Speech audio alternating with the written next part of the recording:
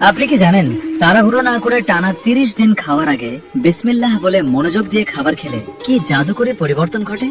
চলুন দেখি।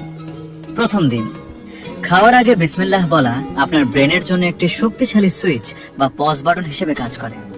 এটি আপনার ব্রেনের স্ট্রেস কমিয়ে প্যারাসিম্প্যাথেটিক নার্ভাস সিস্টেম বা rest and digest mode active করে দেয়। ফলে প্রথম দিনেই আপনার মুখে পর্যাপ্ত লালা বা সালাইভা তৈরি হয়, যা হজমের প্রধান শর্ত।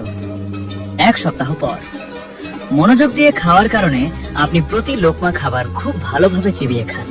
ফলে পাকস্থলীকে খাবার ভাঙার জন্য অতিরিক্ত অ্যাসিড তৈরি করে কষ্ট করতে হয় না।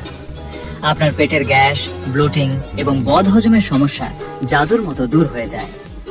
21 দিন পর, আপনার ব্রেন গাট কানেকশন বা পেট ও ব্রেনের যোগাযোগ 100% ঠিক হয়ে যাবে। পেট ভরে যাওয়ার পর পাকস্থলী ব্রেনকে যে লেপটিন বা ফুলনেস সিগন্যাল পাঠায়, ব্রেন তা খুব সহজেই ধরতে পারবে। ফলে আপনার ওভার ইটিং বা অতিরিক্ত খাওয়ার বদভ্যাস একদম জিরো হয়ে যাবে। 30 দিন পর, এই পবিত্র ও স্বাস্থ্যকর অভ্যাসের কারণে আপনার ব্রেনে কৃতজ্ঞতা বা স্যাটিসফ্যাকশনের হরমোন সেরোটোনিন বাড়বে। হজম শক্তি পারফেক্ট হওয়ায় ওজন নিয়ন্ত্রণে আসবে এবং শরীর ভেতর থেকে সতেজ থাকবে।